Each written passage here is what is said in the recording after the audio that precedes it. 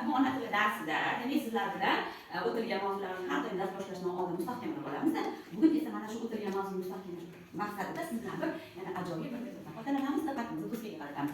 Bugungi o'tilgan metodimiz nazorat ishi deb nomlanadi. Bugun esa o'rmonda hayvonlarni nazorat ishi bo'lyapti, ya'ni ona tili darsida. Ona tili darsida olinadigan nazorat ishini demak filmimiz olyapti. Nazorat ishiga borayotgan hayvonchalarimiz qo'tiqcha, sichqoncha va chumoli boryapti. Demak, mana shular ona tilidan olgan bilimlarni yo'l-yo'lakay mustahkamlab kelishadi. Biz esa ularga yordam beramiz. Ana nazorat ishiga to'liq bilimlarini mukammal o'rganib borishlari uchun o'tilgan mavzularni mustahkamlab berish uchun biz ularga yordam beramiz. Hozir savollarni berish boshlayman ona tiliga oid.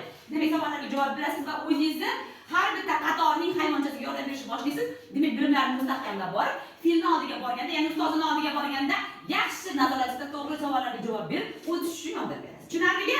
Topshiriq tushunarli bo'ldimi? Demak, birinchi qator qo'tiqchaga, ikkinchi qatorimiz demak sichqonchaga va uchinchi qatorimiz chumoliga yordam beradi. O'tilgan ma'lumotlarni mustahkamlash maqsadida. Tushunarli bo'ldi? Tushunarli bo'lgan bo'lsa, demak, savollarni boshini birinchisi. Demak, sizlar bilan biz ona tili darslarida sifatlar haqida o'tib kelyapmiz-da.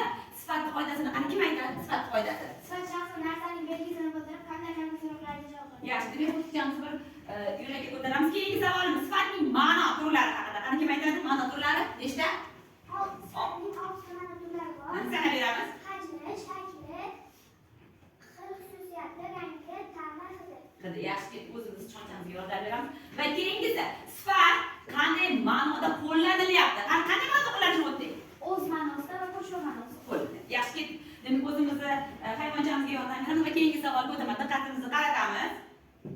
Xo'p, keyingi savolimiz jo'nalish kelishligining qo'shimchalarini kim aytadi? Rahimaxon.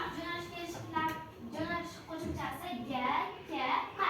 Yaxshi, ketdi, yaxshi. Keyingisi biz fe'lni necha turga bo'lib o'rgandik? Qani, Turdialieva? 3 turga bo'lib o'rgandik, bo'lishli va bo'lishsiz. Yaxshi, ketdi, davom etamiz. Keyingi savolga o'taman. Diqqatingizni qaratasiz. Demak, nechta kelishligimiz bor? Qani kelishligini aytib berasiz, Mehriddin? Bosh kelishlik, qaytish kelishlik, tushum kelishlik, jo'nalish kelishlik, o'rinbay kelishlik va chiqish kelishlik. Barakalla. Zo'r. Davom etamiz. O'zimiz hayvonchamizga yordam beramiz va keyingi savolga o'taman. Keyingi savolimiz gapni necha bo'lakka bo'lib o'rganyapmiz doim? 2 bo'lakka bosh bo'lagi ikkinchi darajali. Yaxshi, ket. Gapning bosh bo'lagiga nima kiradi? Qani gapning bosh bo'lagiga? Muhammad Ali? Gapning bosh bo'lagiga ega va kesib bo'ladi. Yaxshi, ket. Davom etamiz. Xo'p, qanday nutqlarimiz bor? Qanday nutq bor?